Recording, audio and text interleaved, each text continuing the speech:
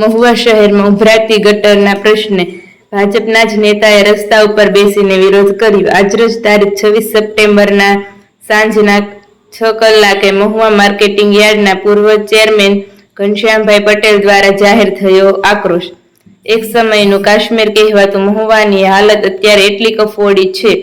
મહુવાના pavilion ground પાસે જાહેર માર્ગો પર કેટલાય સમયથી ગટરના પાણીઓ રોડ ઉપર ઉભરાતા જોવા મળી રહ્યા છે। અવારનવાર રજૂઆત કરવા છતાં પણ આનો યોગ્ય ઉકેલ ન આવતા આજરોજ મહુવા માર્કેટિંગ યાર્ડના પૂર્વ ચેરમેન ઘનશ્યામભાઈ પટેલ જાહેર માર્ગ પર આ પાણીની વચ્ચે બેસી અને પોતાનો આક્રોશ ઠાલવ્યો હતો। આ જગ્યાએ શાક માર્કેટ પણ ભરાય છે અને લોકો આ શાકભાજીની ખરીદી પણ કરે છે।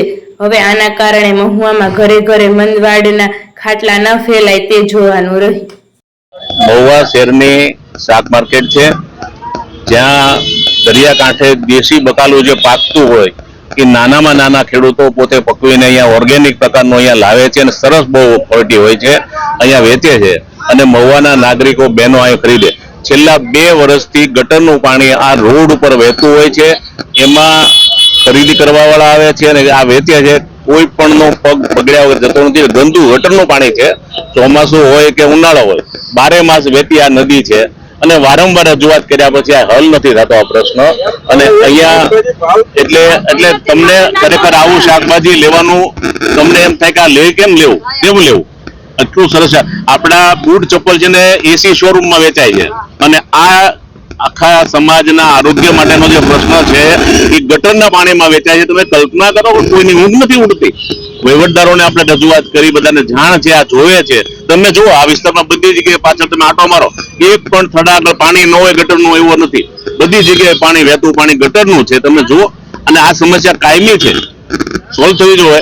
એટલા માટે મારી વિનંતી છે કે તમે ખરેખર અહીંયાની પરિસ્થિતિ છે એ લો, બધા જે શાકભાજી વેચે છે એને પૂછો, ખરીદી કરે છે એને પૂછો કેવી દિશા છે।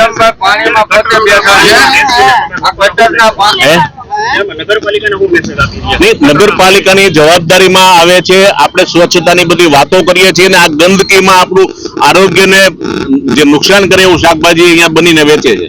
સારું શાકભાજીને આપણે ગટરમાં વેચીએ છીએ। એટલે નગરપાલિકાને મારી વિનંતી છે, બીજો હવે એક નાગરિક તરીકે, આમાં કોઈ પોલિટિક્સ નથી, માત્ર એક નાગરિક છે। હું દરરોજ અઠવાડિયામાં 2 વાર શાકભાજી લેવા આવું છું, બધા મને ઓળખે, બધા મને વારંવાર કહે કે ભાઈ આનું કંઈક કરો, આનું કંઈક કરો। પણ મારા માટે તો આ રજૂઆત છે, અત્યારે આનો કંઈક ઉકેલ લાવો।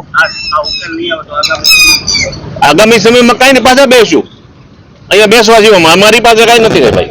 અમે કોઈ આંદોલન કરવાના મૂડમાં નથી, અમે કોઈ પોલિટિક્સ કરવાના મૂડમાં, માત્ર આ સમસ્યા હલ થવી જોઈએ બસ, પરિણામજનક રીતે।